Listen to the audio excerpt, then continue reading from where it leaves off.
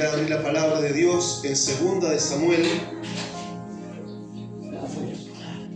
Continuamos con Samuel. El jueves pasado, o el domingo pasado, estuvo compartiendo una palabra también en Samuel que tiene alguna relación con lo que vamos a compartir en este día. Gloria a Dios. 2 de Samuel, capítulo 11. 2 de Samuel, capítulo 11, el verso 1.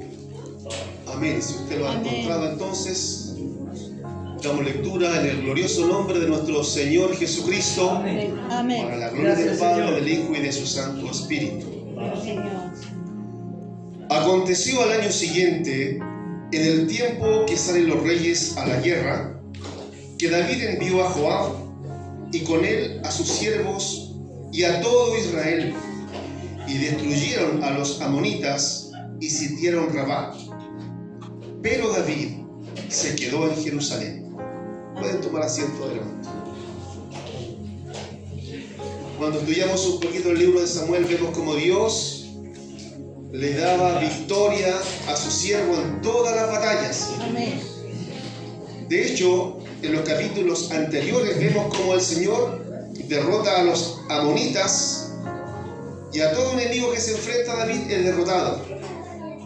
David gozaba del favor de Dios. Y dice la palabra que era un varón conforme al corazón de Dios. Y ahora tenían que enfrentar una nueva batalla. Pero David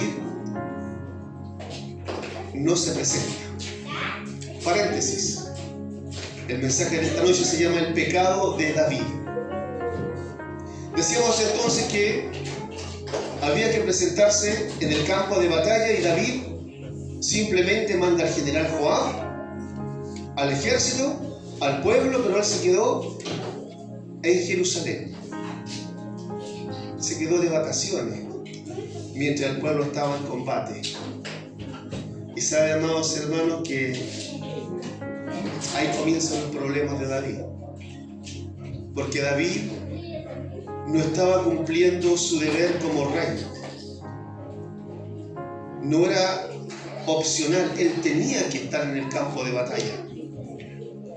Pero él se quedó abanicándose en el palacio, durmiendo sus siestas, y en una de esas, al caer la tarde, dice la palabra de Dios, en el verso 2, se levanta y sale a pasearse por el terrado, es decir, por la azotea de su palacio.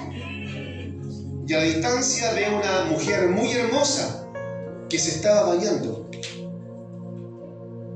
Después de verla, él la codicia. Y no se queda con la intención, él pregunta quién es.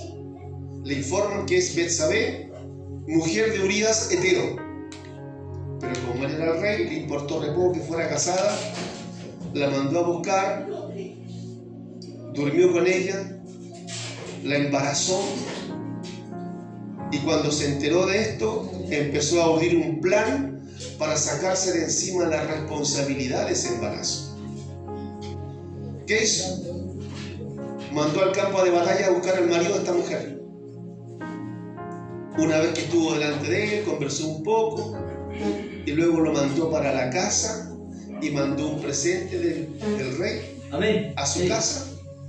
Y la idea de él era que este hombre durmiera con su mujer y así él sacarse su responsabilidad de encima. Pero ¿qué hizo este varón? Dice la palabra de Dios que él no quiso ir a su casa. Dice que él se quedó a dormir afuera de la puerta del rey. Ahí nomás, él no puso un pie en su casa. Entonces, en el verso 9, podemos leerlo, dice: mas Urías durmió a la puerta de la casa del rey con todos los siervos de su señor y no descendió a su casa. E hicieron saber esto a David, diciendo: Urías no ha descendido a su casa. Y dijo a David a Urías: ¿no has venido de camino? ¿Por qué pues no descendiste a tu casa? Y Urías respondió a David: el arca e Israel y Judá están bajo tiendas, y mi señor Joab y los siervos de mi señor en el campo, ¿Y había yo de entrar en mi casa para comer, beber y dormir con mis mujeres? Por vida tuya y por vida de tu alma, que yo no haré tal cosa. Como se le estaba poniendo difícil los planes a David, se le ocurre invitarlo otra vez a su casa, esta vez un banquete, lo emborracha y dijo: seguramente ahora va a ir alegre el hombre a su casa, y ahí por fin yo voy a sacarme esta responsabilidad que tengo encima. Pero resulta que Joab volvió a quedarse fuera de su casa, no se fue a su casa, no durmió con su mujer, y como vio David que sus planes estaban yendo al suelo, urdió otro plan. Lo manda de regreso al campo de batalla con una carta que tenía que entregársela al general Joab. ¿Qué decía la carta? Verso 15. Verso 14 y 15 más bien. Dice: venida la mañana, escribió David a Joab una carta, la cual envió por mano de Urías. Y escribió en la carta diciendo: poned a Urías al frente en lo más recio de la batalla y retiraos de él, para que sea herido y muera. Imagínese usted, el pecado de David fue de menos a más. De menos a más. Mientras más avanzaba en su camino, peor era su pecado. Y este hombre, viendo que había muerto Urías, que había conseguido su objetivo, después de unos días de pasado el luto de la mujer, dice en el verso 27, este es importante, igual el 27 por favor, dice: y pasando el luto envió David y la trajo, ¿a quién? A Betsabé, la mujer que la había tomado en forma ilegítima, y la trajo a su casa, y fue ella su mujer y le dio a luz un hijo. Mas esto que David había hecho fue desagradable ante los ojos de Jehová. El hombre había pecado gravemente. Pasó un tiempo, un lapso de tiempo prolongado, esperando Dios, viendo la reacción de este varón, si iba a seguir en su rebelión o iba a humillarse, iba a buscar a Dios. Pero Dios finalmente envía a Natán, el profeta, a confrontarlo con su pecado. Muchas veces el hombre está en malos pasos, la mujer está en malos pasos, pero mientras no lo confrontan, no se humillan, no reconocen. ¿Por qué? El orgullo, la soberbia, la rebeldía. Y esa era la situación de David, el varón que era conforme al corazón de Dios. Entonces, para confrontarlo, Natán le cuenta una historia: dos hombres, uno rico, uno pobre. El rico, abundancia, mucho ganado; el pobre, una sola corderita. Pero cuando llegó un caminante a la casa del rico, en vez de tomar una de sus ovejas, va y le saca al hombre pobre que tenía solo una.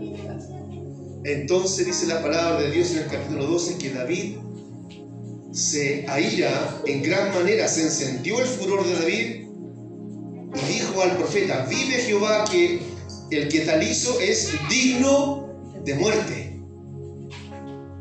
Él estaba analizando la situación, estaba viendo la injusticia y él pudo juzgar que ese hombre era digno de muerte. Nada más sorprendente para David cuando el profeta le dice: ese hombre eres tú. Ese hombre eres tú. Qué terrible, hermano. Sí, Señor. Dios le sigue hablando a David: ese hombre eres tú. Y ahí lo empieza a descubrir. Y el Señor le dice en el verso 7 del capítulo 12: tú eres aquel hombre, así ha dicho Jehová, Dios de Israel. Yo te ungí por rey sobre Israel, te libré de la mano de Saúl, te di la casa de tu Señor, las mujeres de tu Señor en tu seno, además de ti la casa de Israel y de Judá. Y si esto fuera poco, te habría añadido mucho más. Es decir, las bendiciones de Dios son tan extraordinarias que son inagotables. Dios quiere bendecirnos mucho más allá de lo que nosotros podamos imaginar. Pero muchas veces esa bendición se traba, no fluye hacia nuestras vidas por causa del pecado. Y eso le había pasado a David. El verso 9 dice: ¿por qué pues tuviste en poco la palabra de Jehová, haciendo lo malo delante de sus ojos? A Urías Eteo heriste a espada y tomaste por mujer a su mujer, y a él lo mataste con la espada de los hijos de Amón. Por lo cual ahora no se apartará jamás de tu casa la espada, por cuanto me menospreciaste y tomaste a la mujer de Urías Eteo para que fuese tu mujer.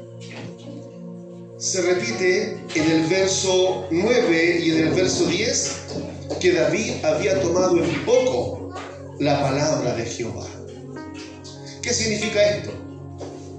Tú has mirado en menos mi palabra, no le has dado el valor que tiene, no has considerado que es la palabra de Dios Santo y simplemente pasaste por encima de ella como si mi palabra no fuera nada. Y eso es lo que hace el hombre cuando peca contra Dios. Mayormente cuando conoce la palabra y aún conociéndola, hace lo que no debe hacer. Y eso fue lo que hizo David. Cuando el hombre está apartado de Dios, se aleja de él el gozo de Dios. Amén. Sí. Se aleja de él la paz de Dios. La amistad con Dios, la comunión con Dios es quebrantada y el hombre no está en contacto, no está en comunión con su Dios por causa del pecado. Y eso le pasa a toda persona, a todo cristiano que ofende a Dios. La única forma de restaurar esa relación quebrantada es a través del arrepentimiento y la confesión. Y si usted ha visto o ha leído el Salmo 51, me parece que es, todo eso está escrito en base a esta experiencia de David. El hombre se humilla delante de Dios porque reconoce que ha pecado delante de Dios. Fíjese usted, amado hermano, que en aquel tiempo de la ley, decía que los adúlteros debían ser muertos por causa del pecado. Sí. ¿Recuerda usted a la mujer adúltera que fue llevada delante del Señor como tuyas con las piedras listas para lanzarla? Porque esa era la ley. Pero en el caso de la mujer, se manifestó el perdón y la gracia de Dios. Y en el caso de David, que era tiempo de ley, también Dios manifestó su gracia y su misericordia. Debió haber ejecutado la ley, es decir, haberlo muerto, haberlo ejecutado. Dios, en su misericordia, le perdona la vida, pero hay una sentencia de parte de Dios. Y esa sentencia la encontramos en 2 Samuel 12:11. Así ha dicho Jehová: he aquí yo haré levantar el mal sobre ti de tu misma casa, y tomaré tus mujeres delante de tus ojos, y las daré a tu prójimo, el cual yacerá con tus mujeres a la vista del sol, porque tú lo hiciste en secreto, mas yo haré esto delante de todo Israel y a pleno sol. Entonces dijo David a Natán: pequé contra Jehová. Y Natán dijo a David: también Jehová ha remitido tu pecado, no morirás. Mas por cuanto con este asunto hiciste blasfemar a los enemigos de Jehová, el hijo que te ha nacido ciertamente morirá. ¿Se da cuenta que el Señor pasa por alto las cosas, no? Como decía la alabanza, tus ojos revelan que yo nada puedo esconder. Absolutamente nada.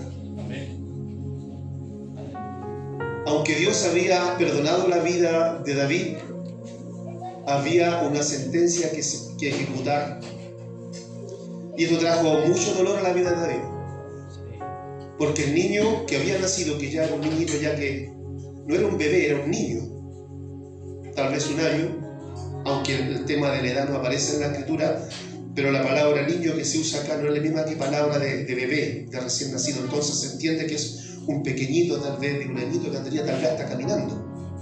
Ese niño iba a morir. Y no solamente eso. En el verso 11 dice: aquí yo haré levantar el mal sobre ti de tu misma casa. Y si usted recuerda el servicio del día domingo pasado, ¿qué pasó en la casa de David? Amnón, hijo de David, quiso tomar a su hermana.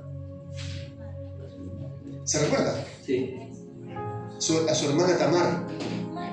La tomó, la forzó, y cuando se enteró Absalón, su hermano, finalmente asesina a su hermano Amnón.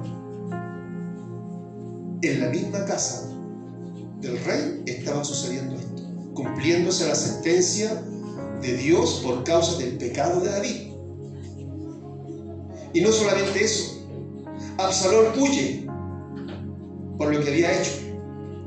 Pero pasado ya algún tiempo, un par de años, Joab, viendo a Absalón lejos, él de alguna forma quiere que vuelva porque es el hijo del rey, y envía una mujer a la presencia del rey para interceder por Absalón, y Absalón regresa, pero cuando regresa no lo quiso recibir a David.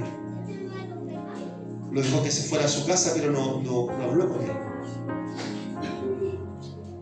¿Y qué sucedió finalmente? Absalón se levanta y se rebela contra el rey. Es decir, él se levanta para ser rey en lugar de su padre. Hubo allí un golpe de estado, digamos, una conspiración. ¿Se da cuenta usted, hermano, las consecuencias que arrastró David a causa de su pecado? Es que el pecado no es gratis. Y el diablo lo sabe, por eso es que él quiere hacer una zancadilla a todos nosotros, de alguna manera, que caigamos en alguna cosita, porque si hay rebeldía en nuestro corazón, eso también nos va a pesar en algún momento. Es terrible esta situación que vivía el rey David. Esa sentencia entonces se cumple tal como el Señor lo dijo. ¿Se recuerda usted cuál fue el pecado de David? A usted dirá a lo mejor el asesinato de Urías. Por supuesto que sí fue terrible. Empezó a armar un plan, a maquinar un plan, tomar a esa mujer contra su voluntad, en el fondo prácticamente, porque ella, como era la súbdita, no le quedaba otra porque el rey era el rey.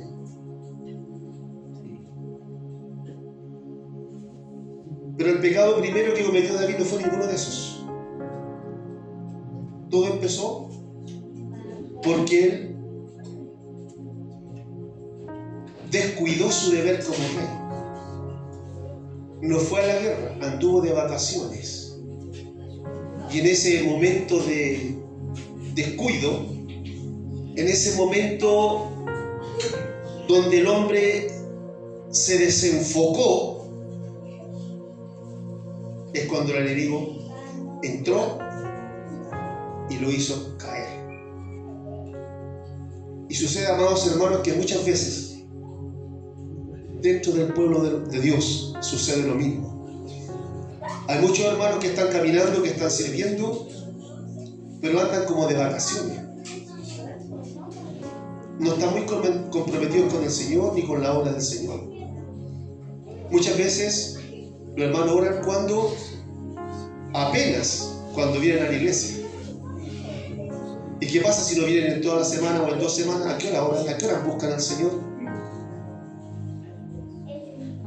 Es una pena ver tan pocas manos levantadas cuando el pastor pregunta cuánto ayuno está al día. Poca oración, poco ayuno, y a veces nada de palabra. Con suerte se abre un poco cuando estamos aquí, pero el resto de la semana estamos en otra. A lo mejor en nuestros afanes, en nuestros quehaceres y Dios a lo mejor queda en el último lugar. Estamos sin comprender que el día que nosotros nos entregamos a Cristo, inmediatamente estamos en tiempos de guerra espiritual contra las huestes de maldad. Así como Faraón persiguió a Israel cuando ya salió de la esclavitud y salió del territorio de Egipto, también nosotros cuando salimos del mundo, el enemigo de alguna forma busca hacernos caer. Y no estamos conscientes, no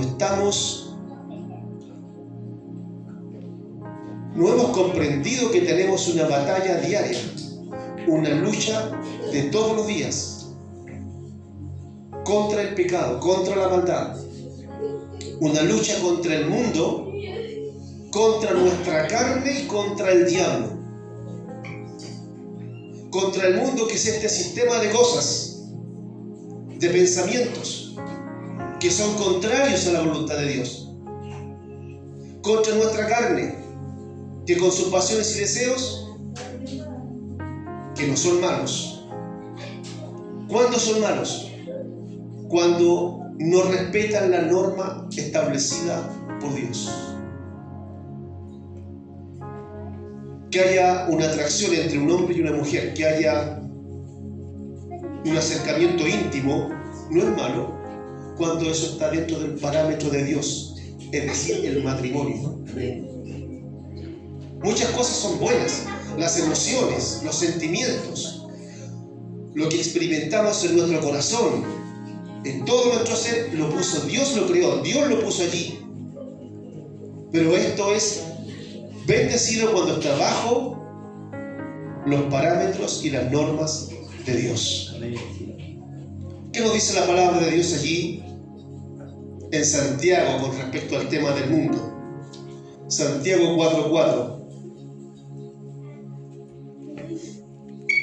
No os hagáis amigos del mundo, porque el que se hace amigo del mundo se constituye enemigo de Dios.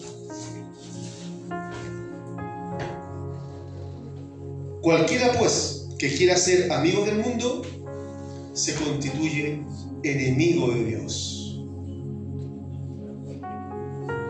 ¿O pensáis que la Escritura dice en vano: el Espíritu que Él ha hecho morar en nosotros nos anhela celosamente? En palabras sencillas, el Espíritu Santo que el Señor puso en ustedes desea su vida de una forma. Él quiere tener la exclusividad de su vida, hermano. La exclusividad de su vida. No quiere compartirla a usted, ni compartirlo a usted con las cosas del mundo. Por eso es que el matrimonio es tipo figura de Cristo y la iglesia. Porque Cristo no nos quiere compartir a nosotros con el mundo, con las cosas del mundo, con los pecados del mundo, con los deseos del mundo. Y del compromiso y el pacto matrimonial, la mujer se reserva para su marido y el marido se reserva para su mujer. Jesús nunca va a cometer adulterio contra su iglesia. Él es fiel con su iglesia y la iglesia debe ser fiel con su Señor. Entonces la palabra que nos dice que el Espíritu nos anhela celosamente. Eso significa que debemos guardarnos para nuestro Señor. Amén.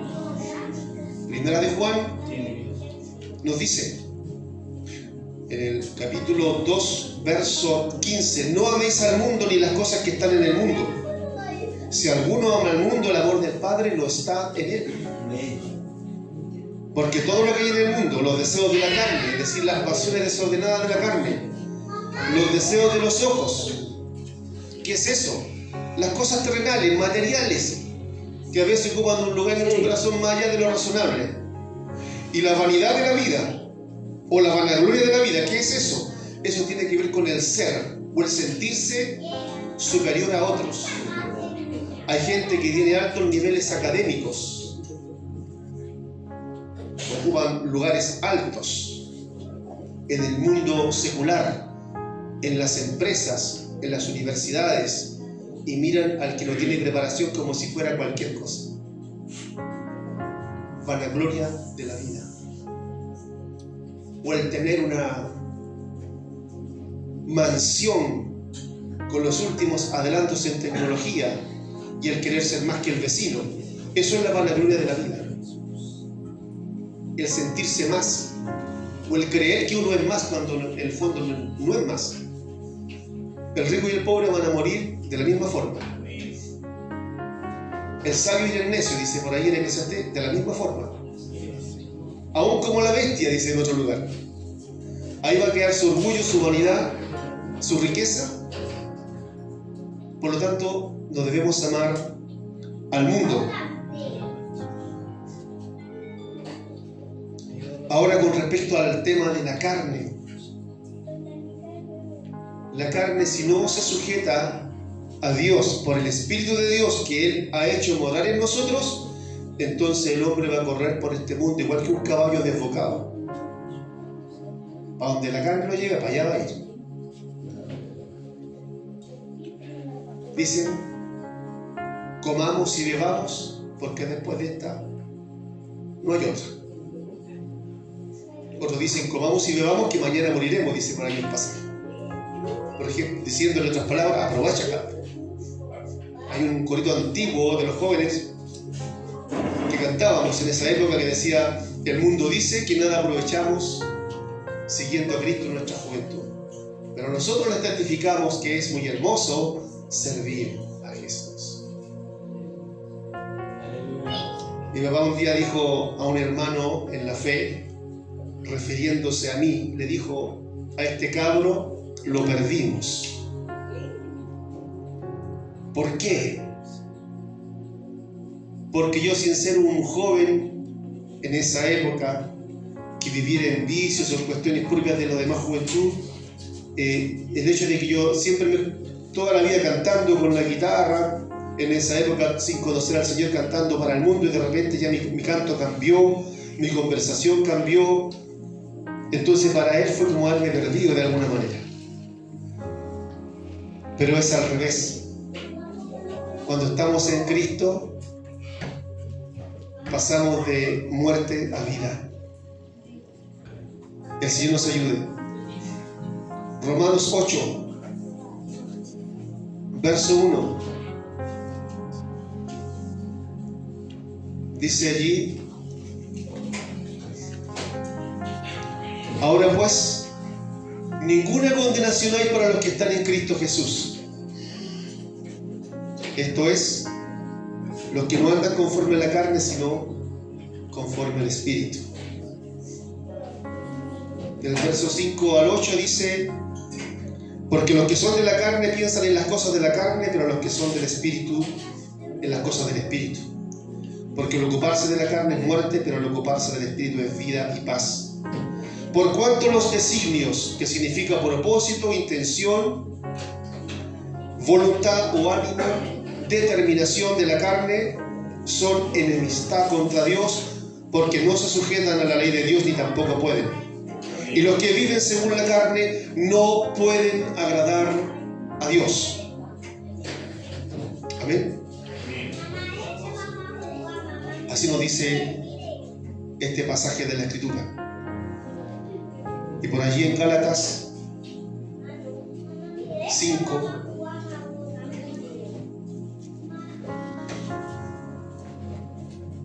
Gálatas 5, 16 y 17,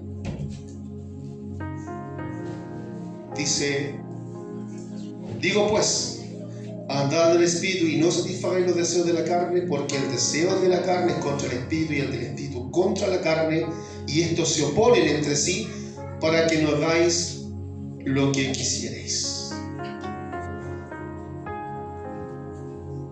Satanás es el adversario de Dios y enemigo de nuestras almas. Y todas estas cosas que hemos leído en la palabra de Dios son las que Él usa para hacernos tropezar, así como tropezó David. De verdad, hermanos, que cuando David dejó de hacer lo que debía hacer, comenzaron sus problemas. Y cuando usted y yo dejamos de hacer lo que debemos hacer, que es buscar a Dios, pueden empezar también nuestros problemas. La Biblia dice que el que sabe hacer lo bueno, pero no lo hace, le es pecado. Sabemos que tenemos que buscar a Dios, pero dedicamos muy poco. Y ahí yo también me incluyo, porque nos cuesta orar. Nos cuesta doblar nuestras rodillas, nos cuesta ayunar, nos cuesta ir a la palabra. Y de alguna manera eso es comprensible porque tenemos una lucha con nuestra carne. La carne prefiere ocuparse en otras cosas. Pero de ahí es donde la carne tiene que ser sometida al señorío y autoridad de Cristo que habita en nosotros por el Espíritu. Dice un lugar, hacer morir las obras de la carne. Hacer morir significa gobernarlas, sujetarlas. Y nosotros por nuestros propios medios no lo vamos a lograr. Lo vamos a hacer buscando a Dios, y el poder de Dios va a ir actuando en nuestra vida para que podamos vivir la vida que Dios demanda de nosotros. Amén. Tenemos que entonces nosotros cuidar nuestra actitud delante de Dios, porque David fue negligente, hermanos.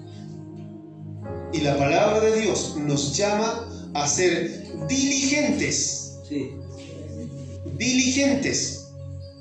Personas que se preocupan, que prestan atención cómo caminan, cómo viven, cómo buscan a Dios, para que no nos pase lo que le pasó a David. Hebreos 2:1. ¿Qué nos dice aquí? Hebreos capítulo 2, verso 1. Por tanto, es necesario que con más diligencia atendamos a las cosas que hemos oído, no sea que nos deslicemos. No sea que nos deslicemos. Es decir, que a lo mejor suavemente nos demos ni cuenta cuando estemos donde no debemos, con quien no debemos. El enemigo es astuto, es sagaz, es sutil. Y nosotros tenemos que ser astutos también. Saber cuando el enemigo está maquinando, cuando está trabajando. Podamos tener la capacidad, el discernimiento para ir entendiendo para dónde va la cosa. Romanos, capítulo 12, verso 11 dice: en lo que requiere diligencia, no perezosos, fervientes en espíritu, sirviendo al Señor. En lo que requiere diligencia, no perezosos, no flojos, no quedados, sino con mayor razón buscando más y más del Señor. ¿Cuántos hoy, como decía, están tal vez sin orar, sin ayunar, sin buscar a Dios? Congregarse es importante, pero hay algo importante, hermanos. Una persona puede congregarse, puede trabajar en esto, puede trabajar en aquello, si hay que hay una actividad y hay que hacerlo, puede estar en todas, pero puede que esté solamente cayendo en un servilismo, es decir, trabajando en distintas cosas, pero su corazón puede estar en cualquier otra parte. ¿Y eso por qué ocurre? Porque no hay comunión. Yo creo que antes de nada hay que empezar por la comunión con Dios. Estrechar nuestra relación con Él a través del tiempo personal que pasamos con Él. No esperar venir a la iglesia para acercarnos, sino en nuestra vida diaria. Porque si yo tengo esa comunión, esa intimidad con Dios, todo el otro servicio que yo pueda prestar en la iglesia o fuera de ella, o en alguna actividad con otra iglesia, como sucedió hace pocos días atrás, toda esa actividad que podamos presentar delante de Dios va a ser agradable delante de Dios porque hay una intimidad con Él. No seamos como Israel, que cumplía con los rituales externos. Si Dios dice que poner esto aquí, lo pongo aquí. Si dice que esto se pone acá, lo pongo acá. Pero su corazón estaba lejos de Dios. Que cuidemos estas cosas para que nosotros no vayamos a caer en lo que sucedió con David, o no nos vaya a acontecer, amados hermanos, lo que le sucedió a las vírgenes insensatas, que llegó la hora en que el Señor venía, pero no pudieron entrar a las bodas porque sus lámparas estaban vacías. Que el Señor nos ayude a que nuestra lámpara no esté vacía. A lo mejor cabeceamos, porque dice la Escritura que todas las vírgenes cabecearon, pero cuando llegue la hora podemos tener a nuestro favor aceite en nuestra lámpara. Gracias, Señor. Que el Espíritu de Dios esté allí moviéndose en nuestro corazón y podamos dar el servicio, la honra y la gloria a nuestro Dios. Que el Señor les bendiga, amados hermanos.